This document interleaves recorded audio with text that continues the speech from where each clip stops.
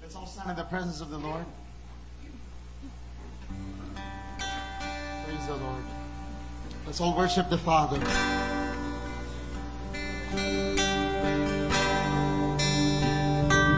How great is our God. Sing with me, how great is our God. And all will see how great, how great.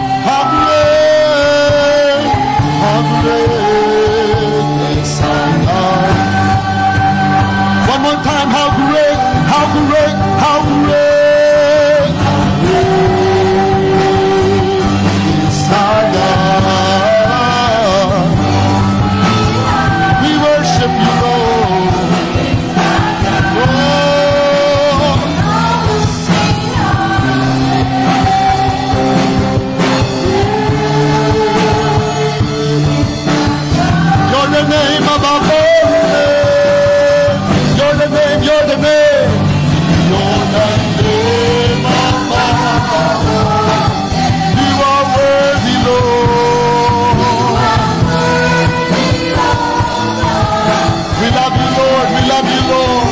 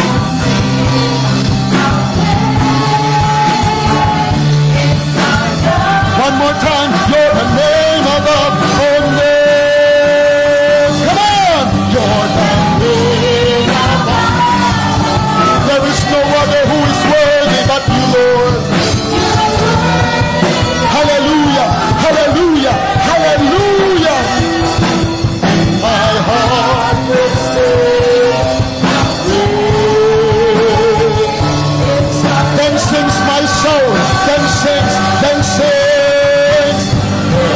sings my soul, my Savior God.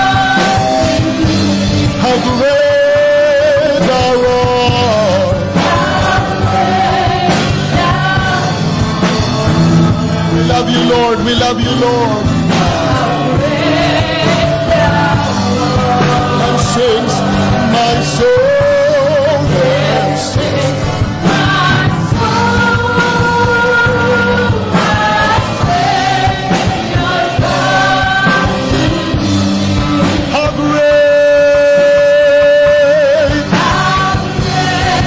thou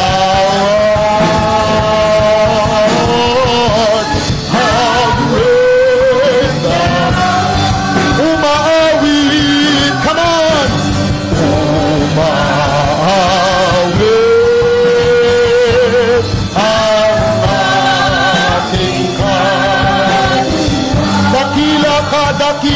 Dakilaka,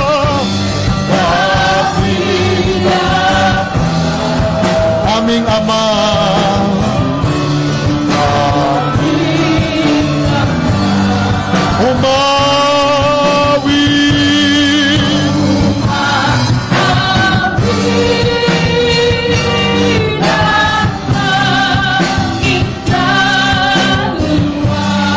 dakilaka, o aming Diyos. Dakilaka,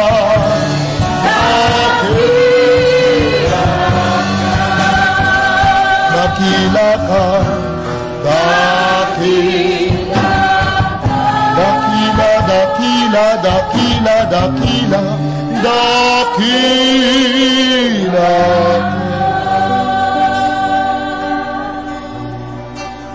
Holy One of Israel, the Lion of the tribe of Judah, the one who was, the one who is, the one who is to come, the lover of our soul, our very best friend, the one who listens and the one who answers, the one who moves, the one where all things are possible, making impossible things impossible. Blessed be your name. Lord God Jehovah, thank you, our covenant-keeping God. Today, we would like to thank you for the privilege to minister to you and to your people. Thank you for excessive grace. Thank you for abundant mercies. Glory be to your holy name, Lord. We pray, let our hearts be opened. Let our minds be illumined. Let our eyes see wonderful things out of your word. Let our ears hear what you are saying. We pray that at the end of the day, your name alone will be glorified. I pray and I request that our love for you will grow deeper and deeper and deeper and deeper, Lord. I pray that our love for you will be blazing like fire, that all of us will never grow cold. We love you, Lord. In Jesus' name we pray. Everybody say amen. Shout hallelujah!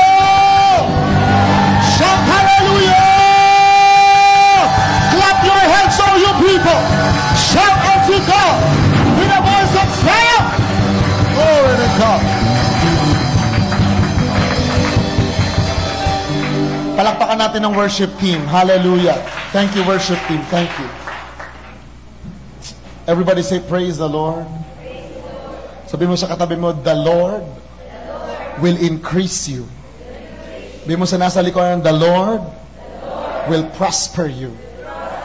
Sabi mo sa sarili mo, the Lord will keep me in perfect health, perfect peace. Amen? Sa I receive. Maraming salamat una sa Diyos. Maraming salamat Nanay Ninja and Tatay Dan for everything. Hallelujah. To God be all the glory. Salamat sa IDM, sa ushering team, sa ating mga leaders and workers, sa mga ministry heads, at sa lahat ng mga nananalangin sa akin, no? Nananalangin sa Diyos para sa akin. I would like to give thanks to God for you, even for the young people. Thank you very much. The Lord will bless you in Jesus' name. Amen? Ngayong umagang ito, we will be discussing about the blessings of obedience and the curses of disobedience. So ang mga pagpapala na dinadala ng pagsunod at pagtalima sa Diyos, at ang sumpa na dinadala o pagkawasak na dinadala ng mga hindi tumatalima at hindi sumusunod sa Diyos. I want to give God all the glory for all that He is doing. Maraming salamat sa Diyos. And dumating ako dito nung Saturday. So I arrived on Saturday, and then Monday, nag-preach ako sa Quezon City. Kaya nung last week, wala ako dito. Pero I'm already in Manila. I went to Payatas, Quezon City, for an IFP church there. And then nung Tuesday, Wednesday, ako naman ay nasa Pampanga for a meeting. Friday, kami ay nagkaroon ng meeting ng IDM. Saturday, ako ay nasa Binondo for also a meeting. Tapos ngayon naman, we are here. And glory be to God. Amen? Say glory to God. Hallelujah. Let's open our Bibles in Deuteronomy chapter 11, verse 1.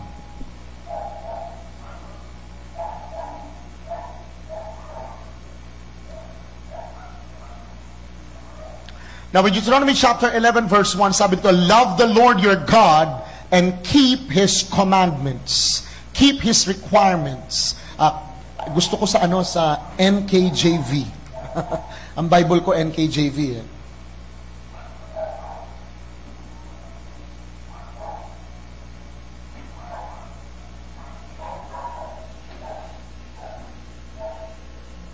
Praise the Lord. Love and obedience rewarded. So lahat ng nagmamahal sa Diyos at lahat ng susunod sa Diyos ay makakatanggap ng gantimpala. And one of the prophecies na binitawan ng Panginoong Jesus in the end times is that the love of many will grow cold. Amen. Maraming manlalamig, maraming manghihina, maraming manlulupaypay, maraming babagsak in the end times. That's why God is saying to us through the scriptures that we need to, verse 1, therefore, you shall love the Lord your God. Pag sinabing love, yung iyong emotion, yung iyong affection, yung iyong imagination, yung iyong devotion, ay tanging unang-una para sa Diyos lamang. And I am telling you this, kapag tayo ay nagmahal sa Diyos, it will manifest in all areas of our lives. At ang pag-ibig natin sa Diyos ay makikita natin sa ating pagsunod. Kaya hindi mo maaaring sabihin na ikaw ay nagmamahal sa Diyos kung ikaw ay hindi sumusunod sa Diyos. Because love is expressed through obedience. Kaya kung sasabihin mo, Panginoon, mahal kita, Panginoon, iniibig kita, ang tatanungin ng Diyos sa atin, sinusunod mo ba ako? Dahil yung ating pagsunod sa Diyos ay pagpapahayag, ito ay testamento ng ating tunay na pag-ibig sa Panginoon. Amen po ba? Kapag tayo ay sumusunod sa ating mga magulang, sa mga nakatatanda at nakatataas sa atin, we are expressing love. At kapag ang isang tao ay nagre-rebelde, hindi sumusunod, hindi tumatalima sa Diyos, that is an expression of rebellion.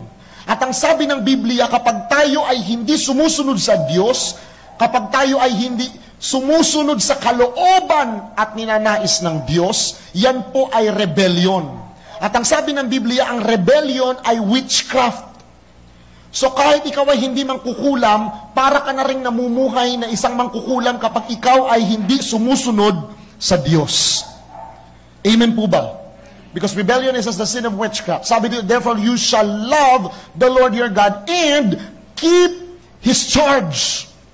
Ano ba yung charge niya? One of the charge given to us by God in the book of 2 Timothy is given by Apostle Paul to Timothy. What is one of the charges given unto us? Wage a good warfare. Ano ibig sabihin nun? Fight for your prophecy. Ilaban mo sa pananalangin at sa pamumuhay mo yung mga pangako na ipinagkaloob ng Diyos sa iyo. I think there's an echo. I'm hearing an echo. Please check. Thank you. So, thank you very much. Lahat ng promises at lahat ng prophecies ng Diyos, it must be fought through warfare. At yan ay isa sa pamamagitan ng charge ng Diyos. So, ang isa sa bunga ng pagmamahal mo sa Diyos, you will win every battle. You will win every war. Lahat ng challenges, lahat ng difficulties, lahat ng suffering, lahat ng affliction, lahat ng pagsubok na pinagdaraanan mo ngayon, when you prioritize God, pag inuna mo ang Diyos, pag ipinakita mo sa Diyos na siya ang pag-ibig at una sa buhay mo, God will begin to fight your battles. Amen po ba? That is one of the charge. His statutes and His judgments and His commandments. This is the whole counsel of God. Everybody say the whole counsel. Ibig sabihin, mula lumang tipan hanggang bagong tipan, hindi tayo namimili ng susundin natin. Hindi tayo namimili kung ano ang konbinyente sa atin.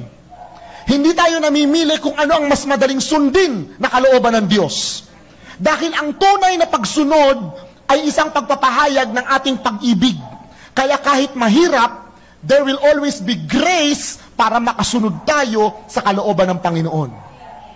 Sabi nga ng salita ng Diyos, even the Lord Jesus has spoken, makitid ang daan patungo sa buhay, ngunit napakaluwag ng daan patungo sa kamatayan at kapahamakan. My Lord, may Tagalog.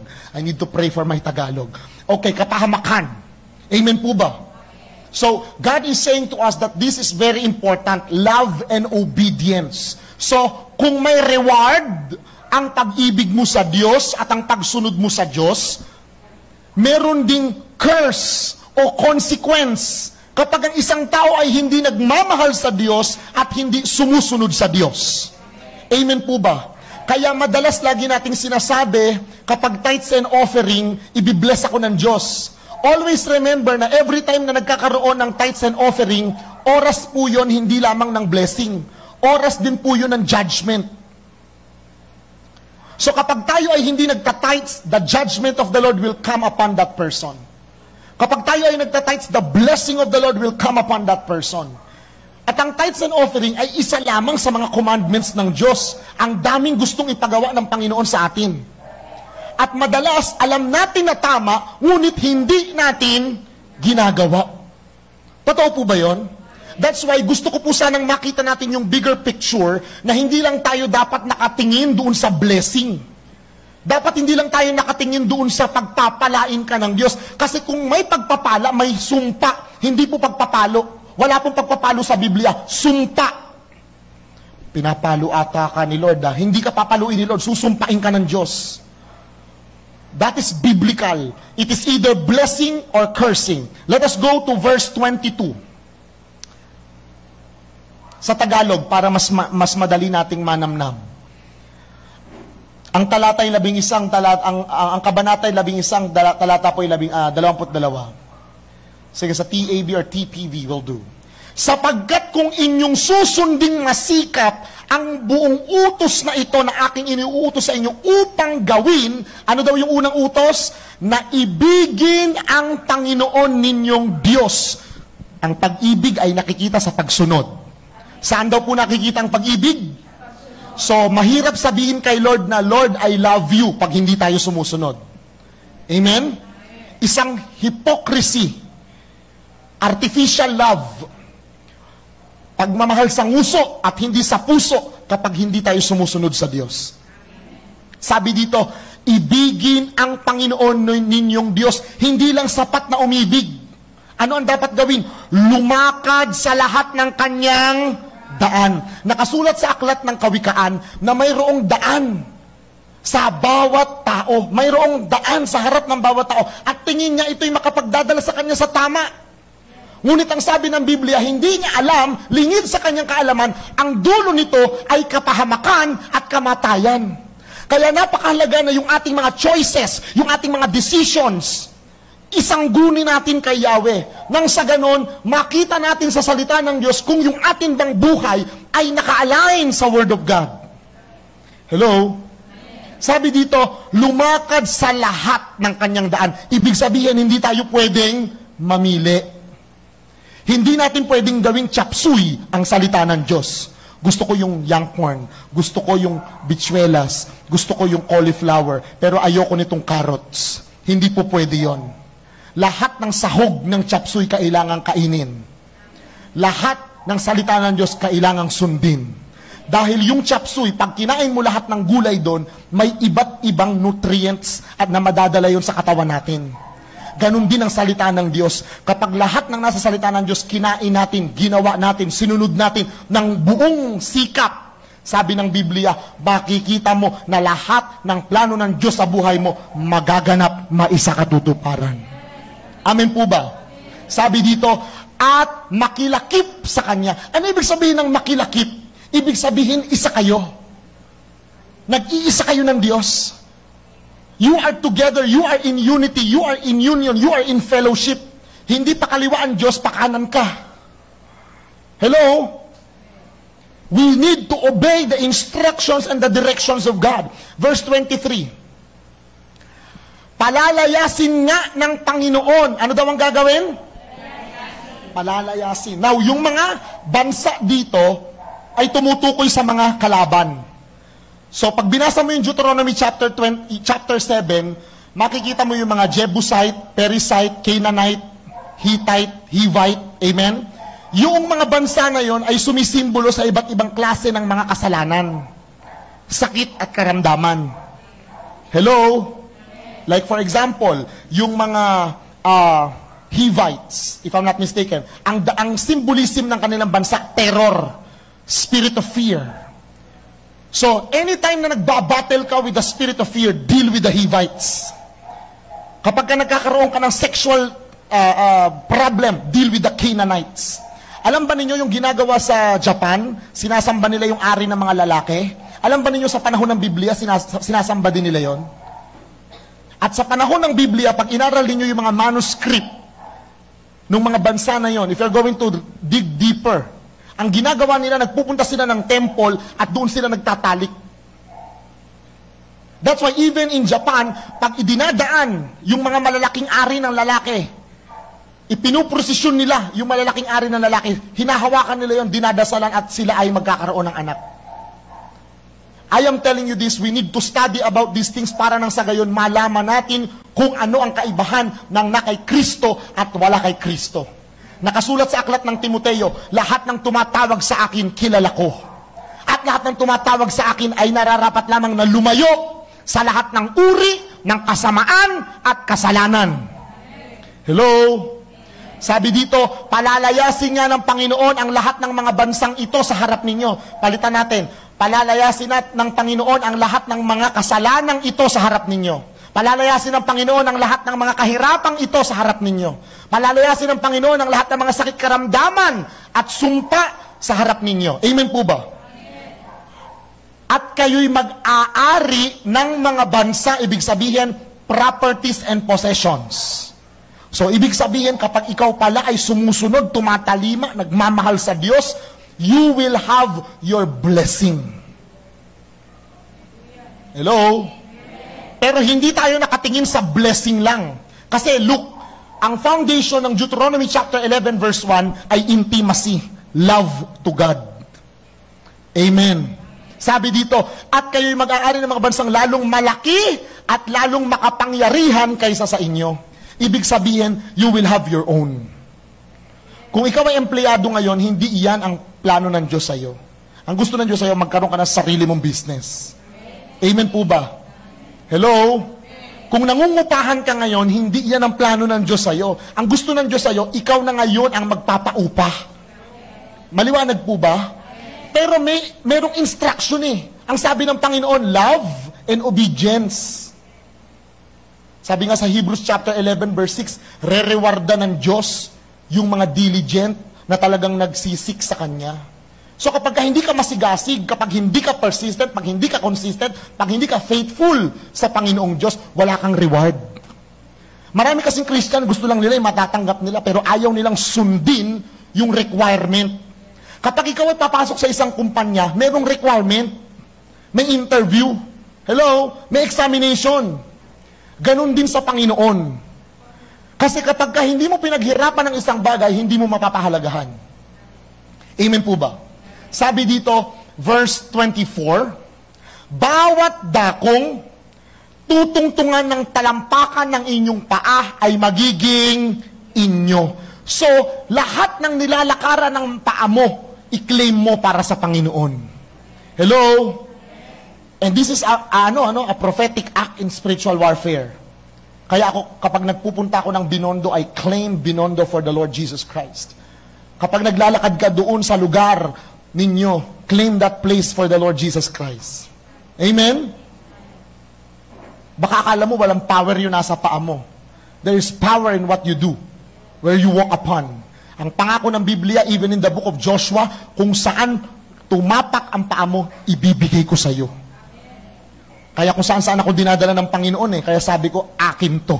Amen! You have to do whatever God is saying. Ano yan? Mula sa ilang, sa Libano, sa ilog Euphrates, hanggang sa dagat kaluluran ay magiging inyong hangganan. Ibig sabihin, your borders, your territories will be enlarged, increased, and multiplied. Kaya kung nakatira ka sa 40 square meters, ang gusto ng Lord sa'yo, times 10, 400 square meters. Hello? Not only in the physical, but also in the spiritual. Dapat yung maturity level, yung spirituality level, yung anointing level, yung gifting level, dapat nag-i-increase din. Hello? Sabi dito in verse 25, walang lalaking makatatayo sa harap ninyo. Ibig sabihin, no one can stand against you. Lahat ng lalaban sa atin, babagsak. Alam ba ninyo, merong isang grupo na gustong ipasara ang church natin 4 years ago. At na-pick up namin sa pananalangin sa IDM na sabi ng Diyos, lahat ng gustong ipasara ang church natin, God will fight for us. So warfare kami. Kaya pag maingay kami mag-pray, there is something happening. And praise God, kasi last year in-expose ng Panginoon. And glory to God because blessings are coming in our family. At tayo ngayon ay nandito pa rin. That's why it is very important to obey and love the Lord. Because your love and your obedience to God will determine your quality of life. Amen po ba? Sabi dito, sisidla ng Panginoon ninyong Diyos ng takot sa inyo at ng sindak sa inyo sa ibabaw ng buong lupain na inyong tutungtungan gagaya ng kanyang sindak sa inyo. Ano ibig sabihin niyan? God will put terror in the camp of your enemies.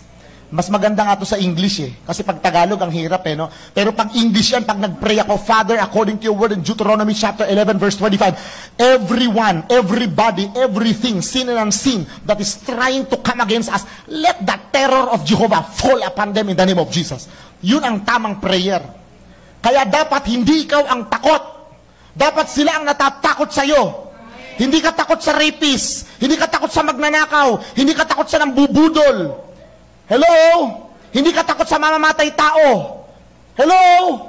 Christ is in you, the hope of glory. Templo ka ni Yahweh. Amen.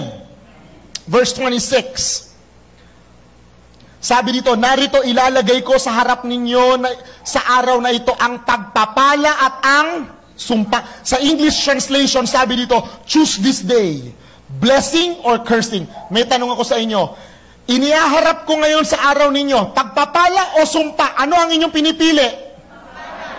Pero may requirement ang pagpapala. Pagsunod.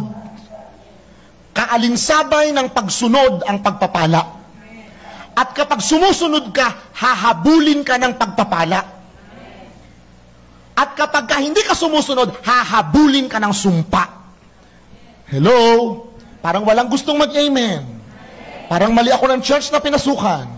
So, God wants all of us to understand na willing ang Diyos na isumpa ka.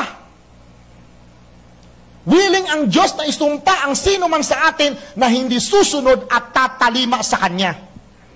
Alam mo ba na kahit na anong meron ka sa hindi mo paulit-ulit na pagsunod sa Diyos, kayang pitikin ng Diyos yan at alisin lahat ng meron ka? I am serious right now. Because as I am praying, the Lord gave me this scripture. I want you to teach the people about spiritual warfare. And sabi ng Lord sa akin, about spiritual warfare, you need to deal with the heart first. At sabi ng Lord, I want you to deal with love and obedience. Kasi hindi ka pwede mag-spiritual warfare nang hindi ka masunurin. Hello? That's why God is saying here, make a choice. Sabi mo sa katabi mo, make a choice. Hindi ata narinig. Ulitin mo, make a choice. Ulitin natin, make a choice. Sabihin mo, make a choice. Sabi dito, verse 27, ang pagpapala kung inyong didinggin ang mga utos ng Panginoon ninyong Diyos na aking iniutos sa inyo. Now listen to this. Pag sinabi ng Panginoon na didinggin, lahat ng naririnig at nababasa mo sa Word of God, meron kang intention to obey. So, hindi lang natin basta naririnig, hindi lang basta natin nababasa, lahat ng naririnig at nababasa mo, intensyon ng Diyos na yan ay matanggap mo upang pag iyong sinunod, hahabulin ka ng pagpapala. Pag hindi ka sumunod, hahabulin ka ng sumpa. Masaya po ba yon? Masaya po ba yon? Para sa akin, masaya yon. Kasi mas lalo ako mapupuwersa na sumunod. Dahil alam ko, pag hindi ako sumunod, mapapahamak ako. Mabuti ba ang Diyos? Yan ang pag-ibig ng Diyos sa ating lahat. Verse 28, last verse. At ang sumpa, kung hindi ninyo didinggin ang mga utos ng Diyos, kung di kayo, English na lang, nahihirapan ako. English, please. Hindi ako komportable. And a curse, if ye will not obey the commandments of the Lord your God. Hallelujah. I feel home. And a curse, if you will not obey the commandments of the Lord your God, if you will turn aside out of the way. Ibig sabihin, pag pinili mong lumihis, Pag pinili mong hindi sumunod at tumalima sa ipinagagawa ng Diyos sa iyo, the curse of God will find you. The curse of God will locate you. Gusto ko magkaroon tayo ng balance kasi maraming Christians gusto lang blessing, blessing, blessing. I'm blessed, I'm blessed, I'm blessed. Pero I'm telling you, pag hindi ka sumusunod sa Diyos at may pinapagawa ang Diyos sa iyo, at alam mo na may gustong gawin ang Diyos sa buhay mo, at alam mo sa sarili mo kung ano pinapagawa ng Panginoon, I'm telling you, pag sumunod ka, blessing will come upon you. Pag hindi ka sumunod, curse will come upon you. Now, let's go to Deuteronomy chapter 5. Verse 33. Maraming tawa ng tawa ha. Mukhang nagkakaalaman. I-evaluate natin yung ating sarili. Lord, ako ba ay hahabulin ng pagpapala? O ako ba ay hahabulin ng pagsusumpa? Hallelujah. Umuwi na naman si Kuya Kurt. Ano na naman kaya anuhin ito? And it came to pass when he heard the voice out of the midst of the darkness, for the mountain did burn with fire. Natatandaan ninyo nung si Moses ay in-encounter ng Diyos with the burning bush sa bundok ng Sinai. Nangusap si Yahweh kay Moises. At sabi dito, that he came near unto me, even all the heads of your tribes and your elders. 33. 3:3. Satsap-sap. Satsap-sa. You shall walk. Sabi mo, I will walk. Bakit kaya ginamit yung word na I shall or I will? Ibig sabihin, iniintay ng Diyos ang participation natin. Hindi tayo pupwersahin ng Panginoon. Kaya nga tayo may free will. Ibig sabihin, desisyon ko kung susunod ako, desisyon ko kung di ako susunod. Tapos, ang Diyos ang magdi-decide kung pagpapalain ka o susumpain ka. Amen po ba? Kaya wag nyo sabihin yung pinapalo kasi walang pagpapalo sa Bible. Pagsusumpa. Sino gusto ng pagpapalo? Wala. Pagsusumpa kapag hindi ka sumusunod. Pagpapala, pag sumusunod. Amen po ba? You shall walk in all the ways which the Lord your God has commanded you that you may live. Ibig sabihin, ang susi sa mahabang buhay, masiglang buhay, magaan na buhay, obedience. Sino dito makapagsasabi, taas ang kamay? Kasi pag umaamin ka sa kasalanan mo, lumalaya ka eh. Sino dito makapagsasabi, kagaya ko na, pag sumusunod ako sa Diyos, ang gaan ng buhay? Diba? Totoo it. Bakit ko ba kasi binit pa to? Do you understand? So, when you begin to obey the Lord your God, you will live long. You will live strong. I am telling you this, kahit i-quote mo ang Psalms 91 verse 16, the Lord will satisfy you with long life and salvation. God will not give you long life if disobedient ka. Kaya sabi sa Ephesians chapter 6 verse 1 to 3, kapag tayo ay hindi sumusunod sa ating mga magulang, minaminus o sinasubtract ng mga angels yung buhay ng mga tao. Pero pag sumusunod tayo sa mga magulang at sa mga authority, puro additional years.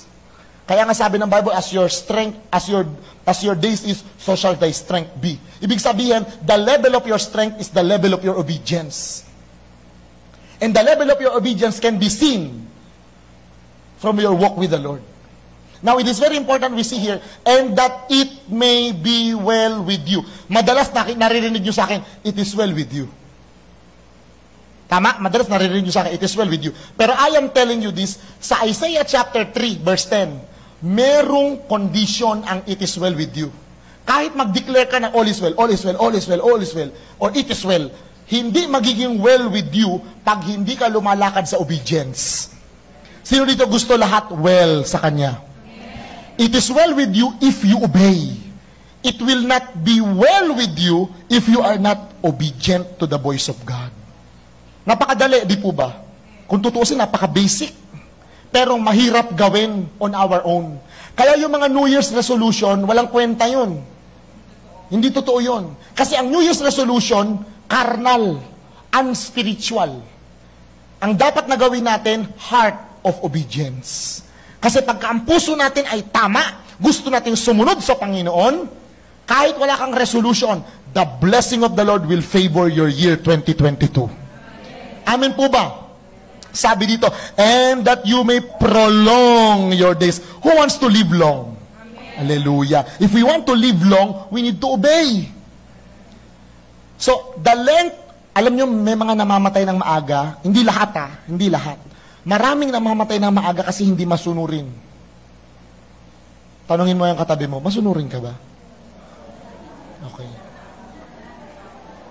Sige. Ano sagot? Ano sagot? Ano sabi?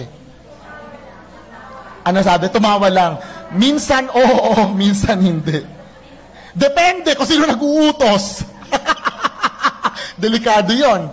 Hallelujah. This is like a family talk, you know? Family talk. Hindi to masyadong formal na preaching and teaching. I want all of us to check our hearts. Lord, sa dami ba ng pinagawa mo sa akin mula nung na-born again ako, ginagawa ko ba yon? Sino dito taas ang kamay, may sinabi na ang Diyos sa kanya na kailangan niyang gawin para sa 2022? Tatlo lang kami? Tatlo lang kami kinausap? Ulitin ko yung tanong. Bawal ang tamad sa love of Christ. Uulitin ko, alas 5 tayo uuwi, sinasabi ko sa inyo. Sino dito, na-miss ko kayo eh. Amen. Did you miss me? I miss you too. I love you. Now, it is very important to know kung ano sinasabi ng Diyos sa atin. Para alam mo kung ano susundin. O, may tanong ako, sino dito meron ng sinabi ang Diyos sa kanya na parang assignment niya o gagawin niya para sa 2022? Diba? May mga sinasabi ang Lord alisin mo to, dapat hindi na ganito ha, dapat ganito na. Amen? Makulit tayo. So ito ang word ng Lord sa atin ngayon. Susunod ba tayo o hindi tayo susunod? And take note, we are accountable to all of this. Kasi wala tayong pwedeng ibang sisihin kundi yung ating mga sarili. Hello? I'm talking to everyone. Right? If we will obey the Lord, the blessing of God will find us. If we will not obey the Lord, the curse of the Lord will find us. Let's open our Bibles in Isaiah chapter 1, verse 19 to 20. Ito, napakaganda nito. Tagalog, ate ko. Palakpakan natin na multimedia team. Hallelujah. Yung palakpak naman na masaya. Hallelujah. Praise the Lord. Masyadong malalim yan, ate ko. TPV. Mangag. Okay. Baka mag-crave ako ng sinangag. Okay? Naka-fasting ako ngayong umaga, hindi ako kumain eh. Hallelujah. Amen. Praise the Lord. Sabay-sabay nating basahin. Verse 19, 1, 2, 3, and go. Okay, teka lang. Kung sino daw, sino? Sabi mo, ako. Personal. Sino daw po? Sino ang kinakausap? Ano daw ang gagawin? At? Okay. Kapag sumusunod at tumatalima, may instruction, may direction, may revelation, galing sa Word of God. Amen. At napakahalaga na kapag ibinigay yan, basahin mabuti para malinawagan tayo. So, ituloy natin. Pasasaganain? Okay. So, pag hindi tayo sumunod at hindi tayo tumalima, walang kasaganaan. Maliwanag po ba? So, kung titignan natin ang buhay natin, kung masagana ka ngayon, ibig sabihin, sumusunod ka. At nakakahiya kung sumasagana ka, pero parang kulang ang pagsunod mo. Alam natin sa sarili natin niya kung tunay tayong buong pusong sumusunod. Amen po ba? At sabi dito, kung tayo ay susunod at tatalima sa Diyos, pasasaganain tayo ng Panginoon. Baka mamaya ang dahilan kaya ka nandyan sa same spot, ilang taon ka na dyan, same spot, over and over, it is because kulang ang level ng ating obedience. Hello? Hello? God is calling us, sumunod tayo, tumalima tayo, and prosperity will come. At ang pinaka-main definition ng prosperity sa Bible ay hindi lamang material or financial things. Ang pinaka-main definition ng prosperity sa Bible is reaching out your destiny with all the heavenly and earthly resources. So, kaya napakahalaga na maunawaan natin ang power of obedience. Kasi God will reward the obedient. Verse 20, ngunit, basahin natin, go.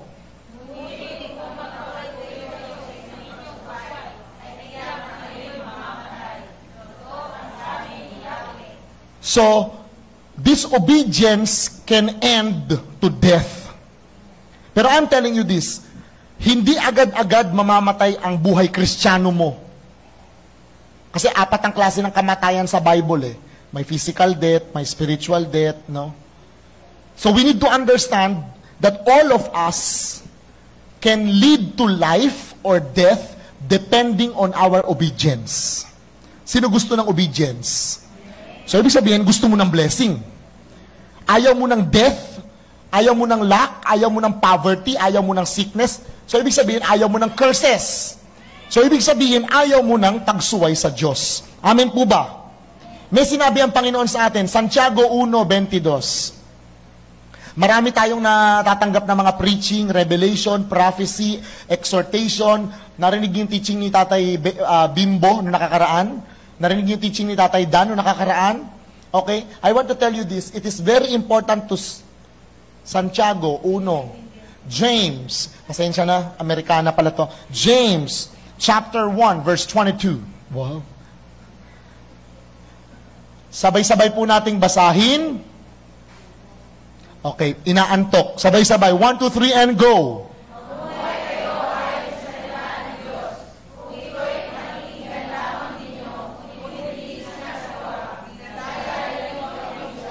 Kailangan ko pa ba i-explain? Kailangan pa po ba? Kailangan pa ba? Ulitin natin. Kasi faith comes by hearing and hearing and hearing. 3 beses natin babasahin yan. Isa puso natin. Pangalawang basa. Let's go.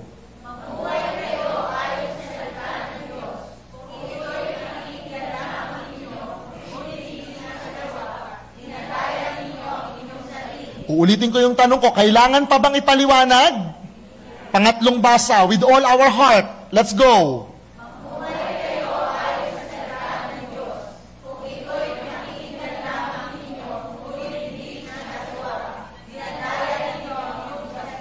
Bakit daw? Verse 23, ano dahilan? Basa. Verse 23, go. Sapagkat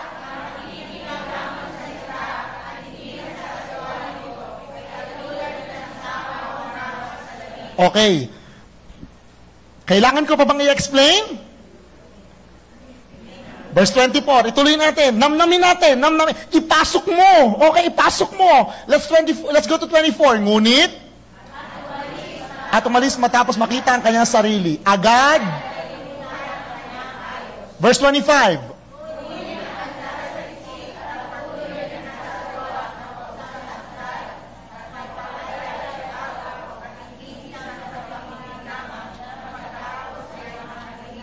Ang taong iyan, so kung hindi ka pala pinagpapala ng Diyos sa lahat ng iyong ginagawa, ikaw ang may problema. Hindi si Lord. Minsan kasi sinisisi mo ang Diyos eh. Bakit kaya walang tugon? Bakit kaya ang bagal? Bakit kaya walang usad? Bakit kaya parang may delay? Hello? Basahin natin yung verse 25. Ulitin natin. Sabi dito, yung katotohanan, pag sinusunod mo, nagpapalaya sa tao. Palalayain ka sa sakit karamdaman, palalayain ka sa kahirapan, palalayain ka sa confusion, palalayain ka sa fear. Amen? Ngunit ang ibig sabihin, hindi enough na basahin lang. Tignan natin, iilan dito sa atin ang talagang totoong nagbabasa ng Bible? Baka mamaya 75,000 years old ka nang umaaten sa LOC na botas, hindi ka nagbabasa ng word. Hello? Brother Kurt, pray naman ako ng pray. Ang sabi dito, nagsasaliksik ng salita ng hindi ka tunay na Christian kung hindi ka nagbababad sa Word of God. Kasi ang ibig sabihin ng Christian, follower ni Jesus. Pag follower ka, lahat ng ginagawa niya, ginagawa mo. Lahat ng iniisip niya, iniisip mo. Lahat ng sinasabi niya, sinasabi mo. Amen. So, hindi ka tunay na Kristiyano kung hindi natin ginagawa yung kalooban ng Diyos. Maliwanag po ba yon? Ulitin natin. Ngunit, at, okay. So, nagsasaliksik ka, after mo magsaliksik, nagbubulay-bulay ka, ang susunod na gagawin mo, patuloy mong gawa. Kaya wala kang isinasagawa kasi wala kang sinasaliksik. Maliwanag po ba? The scriptures are very clear. So, this word is truth. And the truth has the power to set us free. Sino gusto ng kalayaan? Yung total freedom. This freedom will grant us the blessing of the Lord. Sabi dito, hindi lamang isang tagapakinig na pagkatapos ay nakalilimot. Hindi yung narinig mo yung preaching, after nun may amnesia ka, hindi mo natatandaan kung ano pinahayag ng Diyos. Kaya yung mga kabataan, lagi kong tinatanong, umating ka ba ng morning service? Oo kuya, ano natutunan mo?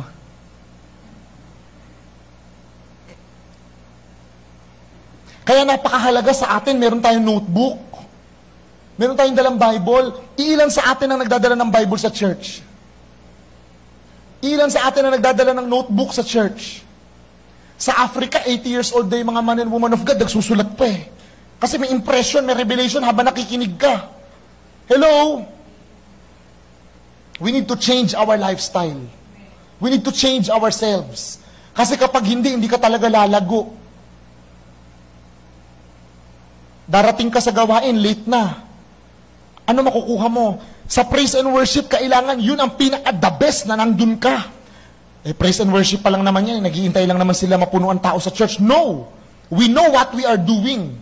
Kaya ako ganun mag-praise, kaya ako ganun mag-worship, kasi I know what I am doing. I know the result of my praise and worship. Oh my Lord. I know the power of my praise and worship.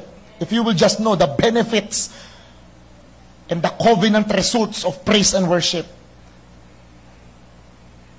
At sa praise and worship, yan lang ang oras na nagbibigay ka sa Diyos bukod sa tithes and offering. Kasi ang praise and worship, galing dito yan eh. Hindi mapepeki yan eh. Hindi mapepeki yan. Amen po ba? Gaano ka na ba kataas at hindi ka makaluhod sa Diyos? Gaano ba kabigat ang bulsa ng pera mo? Gaano ba kadami ang pera mo sa bulsa at hindi ka makadapa sa harapan ng Diyos? Gaano ka ba katayog sa buhay at hindi mo maitaas ang kamay mo kay Yahweh? Our body language will speak of our heart. Don't tell me, kasi hindi naman ako kagaya mo, Kurt, na mahilig magtaas ng kamay, hindi mahilig sumayaw. No, hindi ako ganyan dati. Pero when I understood the Bible, I know what is the purpose. Hello?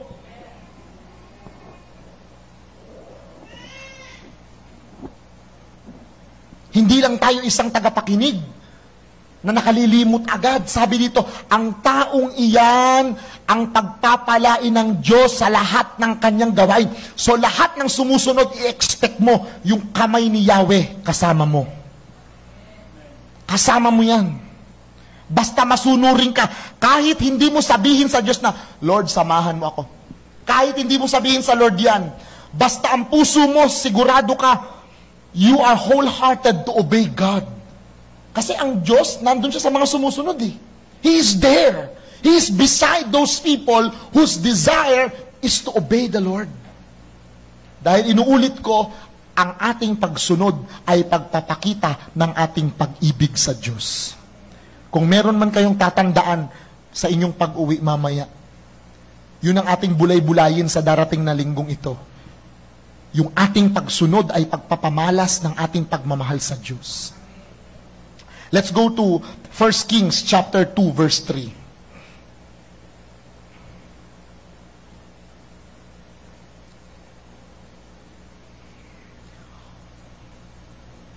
Tuparin mo ang iyong tungkulin kay Yahweh na iyong Diyos. Now, ito po ay hindi lamang tumutukoy sa mga ministry leaders, workers, o mga nasa ministry. Kahit ikaw ay miyembro ng iglesyang ito, meron kang tungkulin kay Yahweh. May pinagagawa ang Diyos sa atin. And I'm telling you this, lahat ng ginagawa natin ngayon, aanihin yan ng ating pamilya. Aanihin yan ng ating mga magiging anak. Kaya ako I always talk to the young people, be careful kung ano ginagawa mo ngayon. Kasi maaaring walang consequence ngayon yan. Pero kapag ka nagkaanak ka na, aanihin mo lahat ng consequence na yan. That's why it's very important, lalo na kung ikaw ay magulang, maingat ka sa iyong mga desisyon. Maingat ka sa iyong mga choices. Kasi yung mga anak mo, Kristiyano o hindi Kristiyano, ay maaaring umani ng iyong mga ginagawa. Lahat tayo ay may tungkulin na kailangan nating tuparin kay Yahweh. At ninanais ng Diyos na tayo ay mamuhay ayon sa Kanyang kalooban. So hindi mo malalaman ang kalooban ng Diyos kung hindi ka nagbabasa ng salita ng Diyos. At hindi mo sinasaliksik ang salita ng Diyos. Si Nanay Aurora, to God be all the glory sa buhay mo, Nanay. Proud na proud ako sa iyo and glory be to God. Hindi yan makakapag-post ng Bible verse tuwing umaga na naging habit lang niya. No, meron siyang personal na relasyon sa Diyos. Kahit hindi niya lubusang nauunawaan lahat ng nasa Biblia, dahil araw-araw ka, consistent ka, disiplinado ka, nagtatapat ka sa Diyos, pupunuan ng Espiritu Santo lahat ng iyong kakulangan. Magugulat ka pa nga, minsan nga English pa ang prayer niyan eh.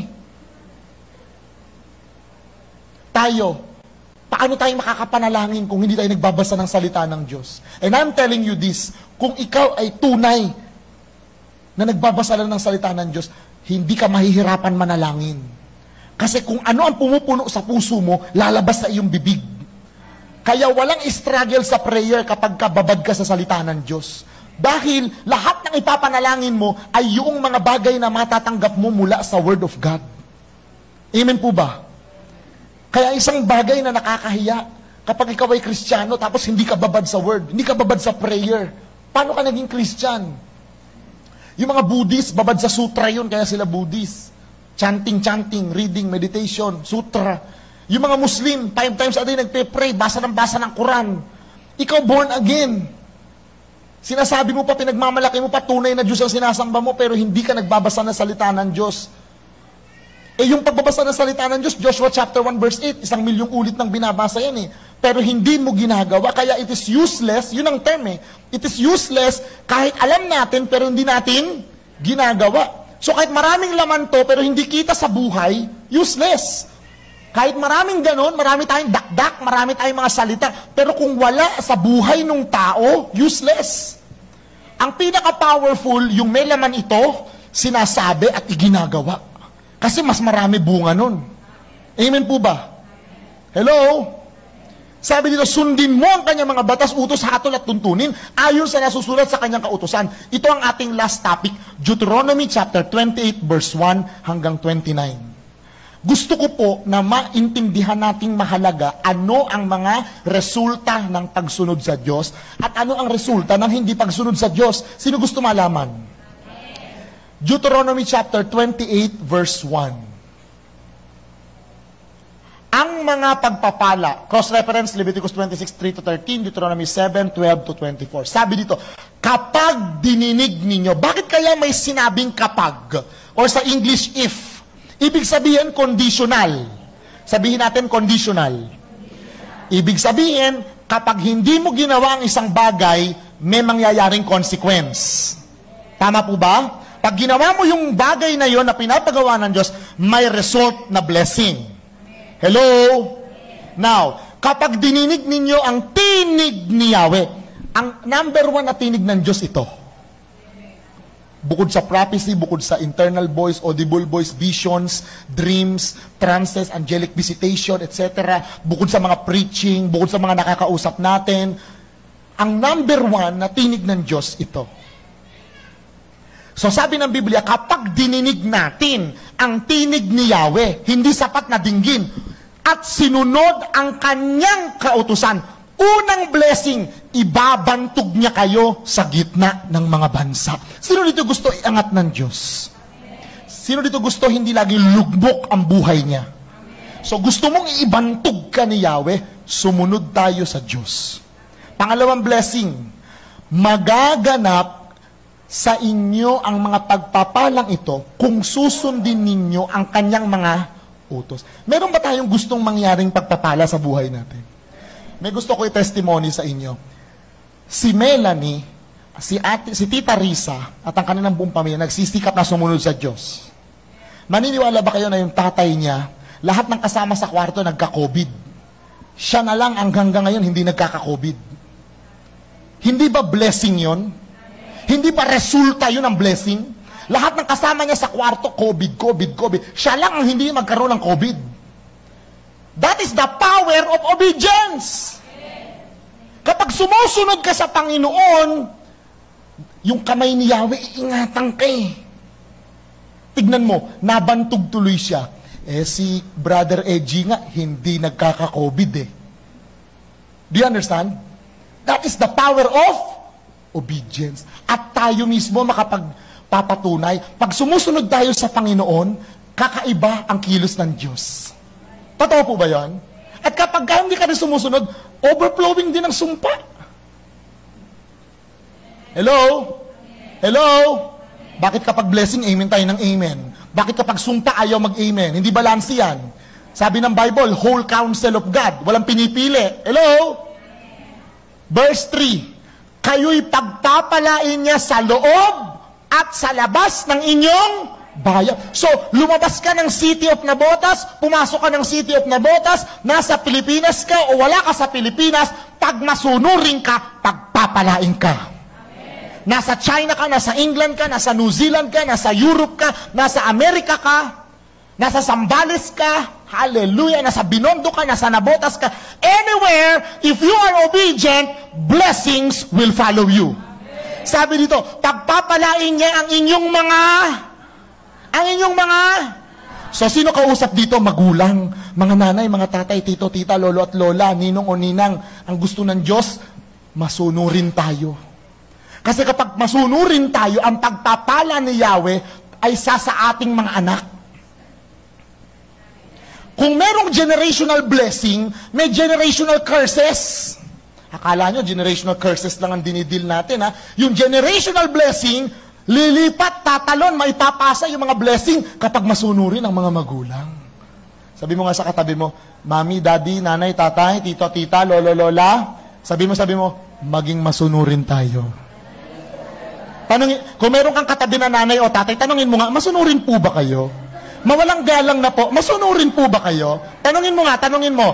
Para hindi nakikinig eh. Tanungin, masunurin po ba kayo? Sige, tapikin mo. Nay, tahi, tito, tita, masunurin po ba kayo? Ang sabi ng mga kabataan, kaya pala. Amen. Totoo po ba salita ng Diyos? Sabi dito, hindi lang sa mga anak, pati sa mga lupain. So, ibig sabihin, magkakaroon tayo ng mga lupain. Hallelujah, wag ka makontento doon sa 70 square meter na hindi ka magkasya. Amen. Bibigyan ka ng Diyos ng lupain. Receive! Amen! Pero bago makuha yung lupain, sumunod. Amen ka ng amen. Napakadakila mo namang hindi masunurin. Kahit mag-amen ka sa mga prophecy ko, kung hindi ka sumusunod. Hello? Ito, family talk. Ano, family talk? Pati mga hayop. Kaya ko may pinanghahawakan ako sa Lord. Sabi ko, Lord, pag naitayo na yung farm, hallelujah, walang mamamatay. I will not be a casualty. None will be a casualty. Takot na binamakon. Amen! Hallelujah. So, God is speaking to us. Ibig sabihin, yung business mo, the blessing of the Lord will come upon it. May mga kumukonsulta sa akin na may mga business. Brother Kurt, Pastor Kurt, lahat na ng title. Noong nakakaraan, tinawag ako Bishop Kurt, lahat na. Sige, bahala kayo. Sa kayo masaya. Prophet Kurt, lahat na. Sige. Even your business will be blessed by the Lord. Alam ba ninyo, He is the God of multiplication. He is the God of increase. Amen. Sabi dito, pararamihin niya ang inyong mga baka at inyong mga hayop. Pararamihin niya ang inyong business. Pararamihin niya ang inyong branches. Hello? For example, si Nanay Nidia, supplier. You will be above all suppliers in the name of Jesus. Amen. You have to take the word. Saliksikin mo yung word. Kunin mo. Ako, ganun ako manalangin eh. May mga nagtatanong sa akin, Kurt, paano ka ba mag-pray? Magbabad ka sa word. Basahin mo ng basahin. Tapos kung ano magre-rayma sa'yo, dasalin mo ng dasalin. Amen. Parang ayaw nyo mag-pray. Balita ko si Nanay Pechi magpe-pray next week. Palakpakan natin si Nanay Pechi. Hallelujah, grabe. Palakpakan natin si Tatay Mencio at si Nanay Ligaya. Hallelujah. Alam ba ninyo, nung nagpe-pray sila kanina, amen ako ng amen, nakakita ko ng anghel na hanggang dito sa ceiling ng dingding natin, nakatayo sa tabi ni Tatay Mencio. Tapos yung banal na espiritu sa simbolo ng kalapate, nasa bumbunan ni Nanay Ligaya. Kaya amen ako ng amen. Amen po ba? Amen. Hallelujah! We need to keep praying. Amen. Kaya alam mo yung mga tumatayo dito mananalangin, huwag nyo i-expect na perfect ang dasal nyo. Di ba? Basta magdasal kayo na magdasal, mag-i-amen kami. Kasi gagamitin kayo ng Diyos eh. Nasa inyo langis. Nasa inyo anointing. Kaya huwag kayo mahiya magdasal. Di ba? Amen. Hindi naman to beauty pageant na kailangan maganda salita mo, maganda damit mo, maganda itsura mo. Amen. Sabi dito, lagi kayong magiging sagana sa pagkain. Sa panahon ng pandemya, lahat tayo, we will prosper. Kaya sabi ng Panginoon dito, pagka masunurin ka, lagi kang may kasaganaan at karangyaan. Laging may kayamanan. Amen. Sa love of Christ, pag masunurin, walang mahirap. Amen. Kaya pag di ka masunurin, susumpain ka ng Diyos. Amen. Parang humina amen ha. Amen. At sabi dito, hindi ka lang magiging sagana. Hallelujah, ang sarap i-pray nito. Hindi ka mawawala ng laman. So, ang iyong kitchen, punong-puno. Ang iyong rep, punong-puno. Hello? Hello? Ang bank account, punong-puno. Hello? I am telling you, open your bank accounts. Bukas mag-open na, Lunes na bukas. Wag ngayon, linggo ngayon, walang bangko. Bukas, okay? Wag magmadali. Hindi mawawala ng laman ang inyong masahan ng harina. What is this? This is your bread and butter. This is your source of income. This is your kitchen. Amen. Kung binibili mo sa palengke, 2 kilo, ipag-pray mo next time, kabang-kabang bigas. Amen! Saan ko naman kukunin yun? Sabi ng Biblia, sumunod ka. Sumunod ka. Pag sumunod ka, ikaw ang hahabulin. Hello? Ayaw nyo na naman mag-amen. Hello? Sabi dito, pagpapalain niya kayo sa lahat ng inyong gagawin. So, lahat ng ginagawa mo, may kamay ng pagpapala. Kapag masunurin. Verse 7, ang mga kaaway na magtatangkang lumaban sa inyo ay ipalulupig sa inyo ni Yahweh. Kaya lagi ako nagdadasal. Lahat ng lalaban sa akin, sa pamilya ko, kay nanay ni Jack, kay tatay nang binabagsak ko kayo in the name of Jesus. Ganun ako mag-pray. Lahat na lumalaban sa mama ko, sa papa ko, sa mga kapatid ko, in Jesus' name, I pull you down. Ganun ako mag-pray. Hindi yung, Lord, pagtanggol mo ako sa mga naninira sa akin. Hindi ganun ang prayer. Ito prayer, oh Lord, lahat ng nagtatangkang lumaban sa amin, let them fall. Amen. Kasi the blessing of God is upon those who are obedient. Amen. Lalaban sila sa inyo, ngunit magkakanya-kanyang takas. I decree, lahat ng nagbabalak at nagtatangkang lumaban sa inyo sa 2022, magtatakasan in the name of Jesus. Proven that you are obedient. Amen po ba? Verse 8, pagpapalain niya ang inyong mga bangan at lahat ng inyong gagawin. Pagpapalain niya kayo sa lupain, ibibigay niya sa inyo. Now, i-expect mo yung lupain na ibibigay ng Diyos sa'yo. Expect the portion. Expect the inheritance. Di ba sabi ng Panginoon sa atin noong December 19, sa 2022, the lines have fallen for us in pleasant places. We will have our inheritance.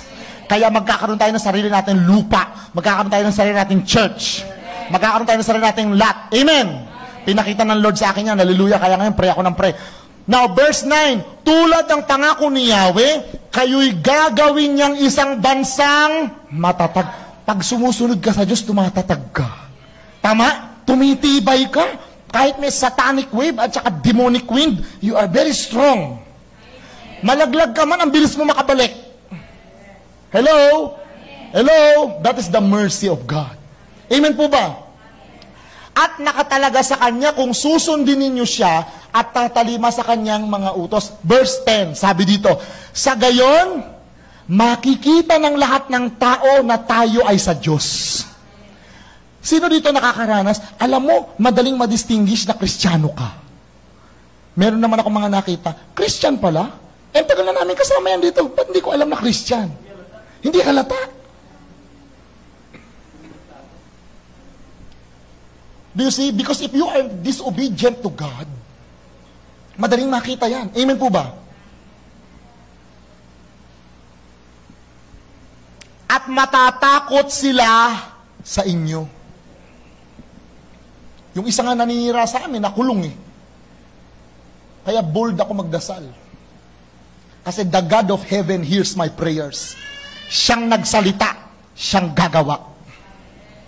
That is my confidence. 1 John chapter 5 verse 14. That is my confidence in Him that whatsoever I ask in His name, He will answer me and He will give me the results to my prayers. Amen po ba?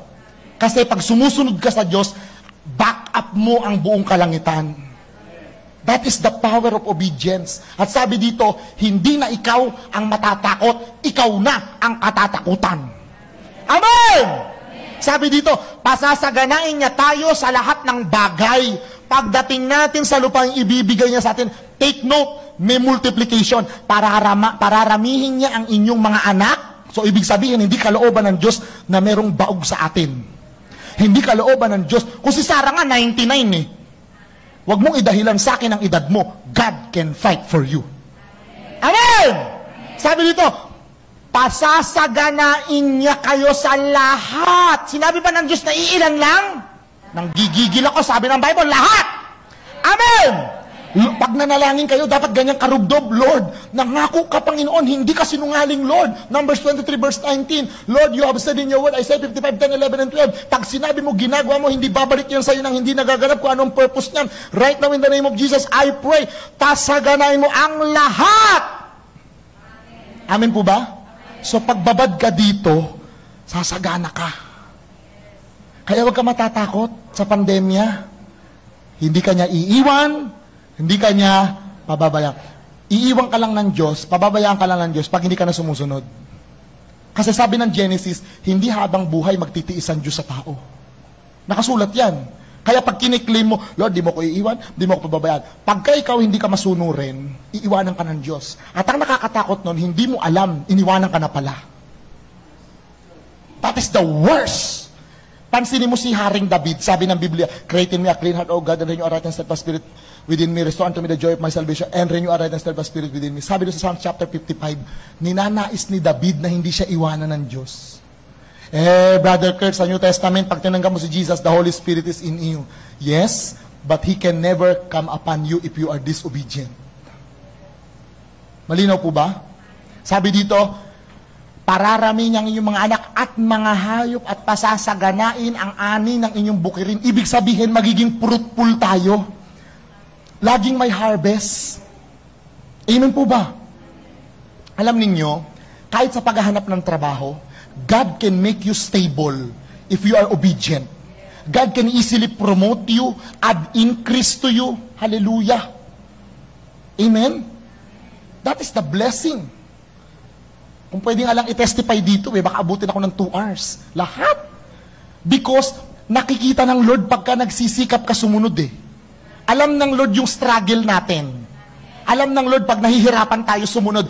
Pero, I am telling you this, mga kapatid, alam ng Lord kapag seryoso ka sa puso mo. Alam ng Lord pag sincero ka. Lord, alam ko mahirap pero susunod ako. Sino nakakapagpatunay nun? Di ba totoo Amen. Sabi dito sa verse 10, verse 12, bubuksan niya ang langit upang ibuhos sa inyo ang ulan sa kapanahunan. Listen to this. In the New King James Version, sabi dito, your heavens will no longer become brass. Ibig sabihin, may mga tao pala na sarado ang langit sa buhay nila kasi hindi sila masunurin sa Diyos. Totoo po ba yon? Pag masunurin ka sa Diyos, the heavens will remain open in your life. Kaya kanina sa IDM, ang prayer namin, first prayer point, di ba? Father, let the heavens remain open over this family. Yan po ay nasa Deuteronomy. Dahil dito, hindi kayo mangungutang. So dapat, dumating tayo sa posisyon na hindi na tayo nangungutang. Tayo na ang magpapautang. So ibig sabihin, posible pala na hindi na tayo mangutang. Amen ba? Ang hina ng amen. Parang gusto nyo puro utang Sabi dito, posible na tayo ay hindi na So kung nangungutang ka pa rin hanggang ngayon, ibig sabihin, wala ka pa dun sa posisyon na to So pagsikapan natin, kulang pa yung obedience. Hello? Sabi dito, tayo ay mangungutang kung tayo ay hindi nagbibigay ng karampatang pagtalima at pagsunod kay Yahweh. Pero hihinto ang pangungutang natin kung tayo ay susunod sa Diyos. Marami ka bang pangangailangan? Marami kang bang babayaran? Ang gusto ng Lord, love and obedience. Ano yung dalawang kailangan ng Lord? Ano yung kailangan dalawa ng Lord? Ano yung password? Ano yung password? Ano yung password? So, yung password, samahan mo ng love at lahat yan matatanggap. Palakpakan natin ang Panginoon. Sabi dito, tayo na raw ang magpapahiram. Next verse, please. Bilisan natin ng konti. Gagawin niya tayong pangunahin ng mga bansa. Hindi tayo magiging mga tagasunod lamang. So we will be leaders upon leaders. Amen. We will become the CEOs. We will become the employers, not only employees. Ate Jane, I declare you will have your own company. In the name of Jesus, you will have your own. Amen? You will have your own. Tito Dennis, you will have your own gasoline station. Hindi lang ikaw ang magde-deliver ng gasoline. Ikaw ang pupuntahan kasi magkakaroon ka ng branch ng Shell. Magkakaroon ka ng branch ng Petron. Hello? Nothing is impossible when you put your trust in God. Hindi nyo alam yun kasi 1950 yun eh. Paborito ko yung kanta na yan. When you hearken in His word, hearken to the voice of God, to the is there anything too hard for me? Naku, paborito ko yan sa Jeremiah. Lagi kang tatanungin ng Diyos, may mahirap ba sa akin? Ano sagot? Ano requirement? And, ano yung number 1? Number 2? Tatak natin sa puso natin. Next, sabi dito, uunlad kayo. So pag hindi ka umuunlad, di ka pala masunurin? Totoo po ba yun? So pag umuunlad ka, may obedience. Grabe, mukhang babasahin natin ito mamaya ah. Sino dito magbabasa ng Bible uli mamayang gabi? Parang kailangan ko reviewin to ah. Amen ba? Sabi dito, at hindi mabibigo. Sino dito nakakaranas sunod-sunod parang nabibigo ka lagi? Meron kang gustong in-expect mo na matatanggap mo, tapos parang mawawala na naman? Sino nakakaranas nun? Kulang ka sa obedience. Amen po ba? So anong gusto ng Lord? Number 1? Number 2? Ano password? Very good. Sabi dito, kung susundin ninyong mabuti ang kautusan ng Diyos. Next, verse 14. Huwag ninyong lalabagin. Naku, nakakatakot to. Huwag ninyong ang ilan o alinman. Ilan o alinman. So, ibig sabihin, hindi tayo pwede mamili. Sabi dyan, alinman sa sinasabi nino. Sino nagsasabi? Ako o ang Diyos? Ang Diyos. Huwag kayong lilihis o sa? Sabi dito, huwag kayong tatalikod kay Yahweh, ni sasamba o maglilingkod sa mga Diyos-Diyosan. Amen po ba? Dapat walang Diyos sa buhay natin kundi si Yahweh lang. Walang ibang karapat dapat sa pag-ibig at pagsunod natin kundi si Yahweh lamang. Amen po ba? Next, eto na yung resulta. Pag hindi ka sumunod, ayan. Okay, nanginginig na ang mga puwet natin. Naku, ano ba yan? Verse 15. Ano nga title? Ang... Sabay-sabay natin basahin. Ang... May bunga pala yung hindi pagsunod. Amen po ba? O, sige na, wag natin patagalin. Hanggang 12 o'clock lang yung teaching ko ngayon. Sa kabilang dako, ibig sabihin, sa kabilang banda, kabalintunaan, kabaliktaran, kung hindi ninyo didinggin ang tinig niya at hindi susundin ang kanyang mga utos at tuntunin, mangyayari sa inyo ang mga sumpang ito. Kanino daw mangyayari yung mga sumpa? Sa mga sumusunod o sa mga hindi sumusunod? Okay, verse 16. Hindi niya kayo pagpapalain kahit saan kayo magpunta. So kahit gusto mo sa China, sa Amerika, sa England, sa Subic, o sa Nabotas, sa Bisaya, sa Samar, o sa Tagum, kahit magpunta ka pa ng Bicol, hindi ka pagpapalain pag masunurin, pag hindi ka masunurin. So, ang sumpa ng Diyos, hahabulin ka kahit nasa Luzon ka, nasa Visayas, o lumabas ka pa ng Mindanao. Maliwanag po ba? Susumpain niya ang inyong mga tanim at inihahanda ninyong pagkain. Grabe! So, ibig sabihin, kahit yung pagkain mo ng almusal, tanghalian, tsaka hapunan, pag hindi ka masunurin sa Diyos, lahat yun cursed. Alam ba ninyo sa Malakay chapter 2, verse 2, pag hindi ka pala nagpapasalamat sa Diyos, curse is upon your blessing. Naku, grabe, natakot ako nung binasa ko sa Malakay chapter 2. The curse of the Lord will come upon those people who are disobedient. Sabi dito, hindi niya pagpapalain ang inyong mga anak. Hindi niyo napansin, may mga anak na parang hirap na hirap. Pamilyar kayo sa mga ganyang kwento? Yung anak ni ganito parang hirap na hirap. Tanungin niyo yung magulang. Tama? Kasi may problema dun, magulang. baka hindi sumusunod sa Diyos. O ang inyong lupain, baba natin, at ang inyong mga hayop, at ang inyong mga kawan, ibig sabihin yung mga ari-arian mo, o yung mga pinagkatiwala ng Panginoon sa iyong buhay. Verse 19, mabibigo kayo sa lahat ng inyong gagawin. Grabe, dun sa pagsunod, magtatagumpay kayo sa lahat ng inyong gagawin. Pero pag hindi ka sumunod, ang resulta ng sumpa, mabibigo ka. Pwede pumasok ka sa business tungkol sa tailoring, pwede ka pumasok sa pagsasalon, pwede ka magtayo ng eatery or restaurant, kahit na ano gawin mo, buy and sell, mag-ano ka ng marketing, kahit ano gawin mo, hindi ka mananagana, hindi ka magtatagumpay kapag hindi ka sumusunod sa Diyos. Amen po ba? Malinaw ba salita ng Diyos, mga kapatid? Sabi dito, padadalhan niya kayo ng kahirapan. So, pwede kang bigyan ng Diyos ng kahirapan kapag patuloy kang hindi sumusunod sa Panginoon. Baka kaya kulang kasi may pagsuway. Baka kaya hindi sapat kasi may pagsuway. Baka kaya walang bagong nangyayari sa buhay mo at pamilya mo kasi may pagsuway. Hello? Malinaw po ba salita ng Diyos? Sabi dito, hindi lang kahirapan ang ipapadala ni Yahweh. Sabi dito, pwede rin niyang bigyan kayo ng kaguluhan kung kayo ay hindi tatalima at susunod sa kanyang buhay. May napansin ba kayo? Minsan magulo isip mo, magulo puso mo, magulo pamilya mo, away ng away at lahat ng klase ng kaguluhan kasi merong hindi sinunod na sinabi ng Diyos. Totoo po ba yon? So, the key is to obey. Kaya dapat, Lord, magmula ngayong bigyan mo ko ng puso na masunurin. Tapos, read the Bible. Para alam natin kung ano dapat natin gawin at ano hindi dapat natin gawin. Amen po ba? Next. At nakakatakot to. Nakakailang beses na yung paulit-ulit na sinasabi ng Lord, mabibigo ka kapag nagpatuloy ka sa hindi mo pagsunod. Amen!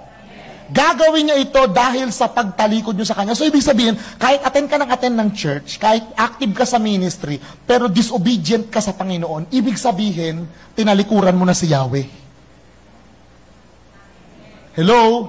Alam ba ninyo na ang sakit karamdaman na umuubos ng ipon mo ay isang uri ng sumpa? Hello? It is very important to read it. Verse 21. Hindi niya kayo aalisan ng salot. Hallelujah.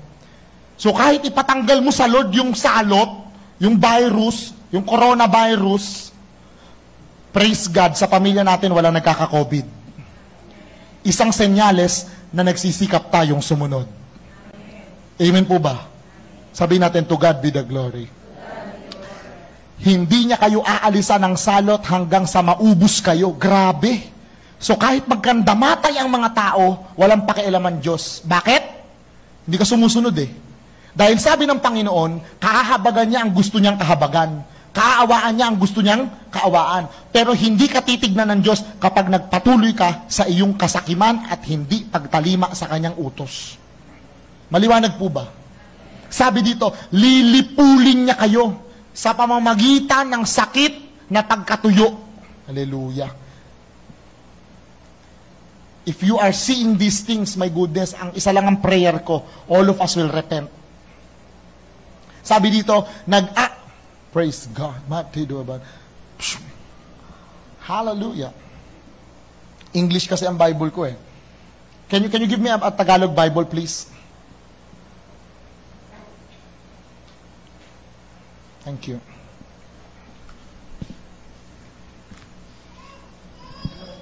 Andiyan na. Thank you. Oh, nawala ulit.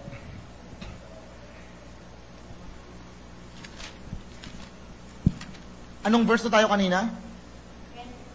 22. Thank you. Sabi dito, verse 23, magiging parang tanso ang langit na magbibigay ng ulan at ang lupa ay matutuyo at magiging kasing tigas ng bakal. Sino dito nakakaranas? Nagpe-pray ka, parang wala ka nararamdamang presensya galing sa Lord. So, ibig sabihin, may problem of disobedience.